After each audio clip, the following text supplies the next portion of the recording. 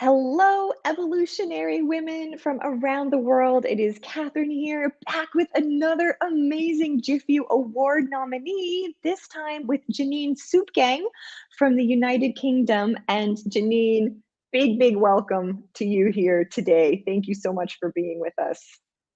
Thank you so much. I'm also very honored to get this chance and to get the nomination as well. It, Oh, amazing. Yeah. And Janine, I love your stand. You're a stand for people sharing their talents and resources and that we all go further together. Um, tell me a little bit about that. Like how did that come to resonate with you and why is that so important to you? I'm a big believer in this, like the scene I work in, which is Web3, obviously, and like we're all gonna make it. WACME is a big, it's like a word that's getting said a lot, and I truly believe that. I think the first time I ever thought about that was when I was little. I think I was 10 or 12, and I used to be doing a sport that was individual, but my parents always said, you're helping everyone in the preparation area and in the afterwards as well. If somebody forgot something, if somebody needs to help, we're always there to make it together. And I took that everywhere, whether that was in school to help each other out with like learning or homework. And I believe that everybody has unique talents, and there's things that I'm good at, and there's things that I'm not good at. And instead of trying to tear each other down with the things we're not as good at, if we come together and we help each other out and we bring our unique talents and our unique strength, we can achieve so much. And the other thing is also from a psychological point of view, it is exhausting to live in a world where you're always feeling like you're competing with everybody and everybody's on your throat and you need to like, especially for women, we're so trained to tear each other down, whether or not she's prettier than us or she's, I don't know, smarter or more connected. And instead, if we just live in a world where we see each other as beautiful and as unique and as talented, and everybody is that, it's so much more peaceful. It's community. I believe we've always been meant to live in delicious community and uplift each other, and we can bring that into everything. And if you just start this switch of seeing it as people who lift each other up and who can help each other, then you can create so many amazing things and live so much better. And yeah, Yeah, that's what we I we try to bring into my we work as well. we are meant to live in juicy communities. And you point to something really important because Charles Darwin had this theory that is totally void now. It's not survival of the fittest. It's not survival through competition. It's actually survival, like we will all survive and not end this planet and life as we know it if we collaborate, if we live in juicy Absolutely. communities. There are so interesting studies as well about bonobos or Shaposky, who's a stress researcher, followed some monkeys along that had very like hierarchical, aggressive structures, and then there was a disease going around. And the males that survived were actually not the dominant ones, but the one who had the close relationships to the females of the group and had the grooming.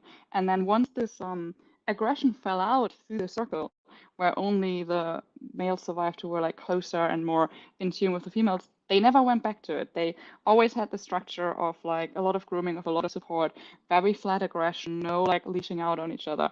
I mean, obviously it's only monkeys, but it's a very interesting study to say, no, we don't have a default line of aggression. We can be either or, and it's up to us to create an environment where we nurture support and community and lifting each other up. Yeah, we have way more in common with monkeys than we're different. That is true. we're That is not true. we're not far off.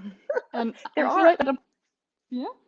there are some important distinctions, some very significant ones, but we can learn a lot, and it's great that we can see, you know, that this science and this research is coming out to point to what we always intuitively knew, but couldn't actually give voice to. But it's like, look, we can point to it now. Exactly. And I feel it also relates so much to kindness and how I try to set up my teams and lead my teams as well in my work or wherever I go, is that we often think, whether it's in school, when we think about kids who are like not performing well or struggling, or with employees who maybe aren't able to deliver as much, we always think like they're intentional or they're mean or they're doing it on purpose. And I think that's absolutely wrong. Whenever I like lead my teams, I believe that if somebody isn't delivering or like they are like late or not communicating, there's something going on their side. They're not intentionally mean or or bad. And I think the experience I made is that if you start asking people, being like, hey, what's up? And really go in with an open communication and say, hey, are you okay? I've been recognizing you're not very responsive. What's going on? How can I help you? Are you in the right place? Is this the right job for you? Can you utilize your talents? Do you feel motivated and honored and respected? You get so much further as if you try to lead with fear and aggression and go in and be like, oh, you're sabotaging this project. 99% of people are good and they want to bring good in there. And if something is going wrong, it's often because of the circumstances and not because somebody is on a personal vendetta. Yeah.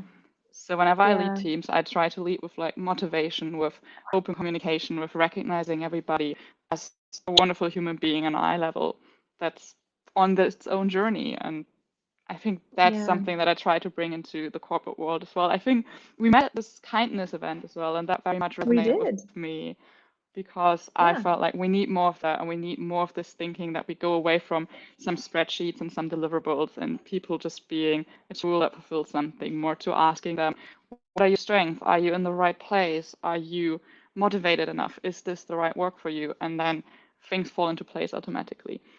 They absolutely do. Wow, Janine, thank you so much. So, ladies and gentlemen, Janine is nominated for a GIFEW Evolutionary Woman Award. And all we've been talking about the last 6 minutes is evolution. This is so, so important. So, a vote for Janine is a vote for Juicy Community, and we're better together. So, what could be more powerful stand than that? So vote for Janine, link above. Thank you, my dear, for being here and have an amazing ongoing awards experience. We'll see you soon. Thank you so Take much. care. Bye bye. Bye.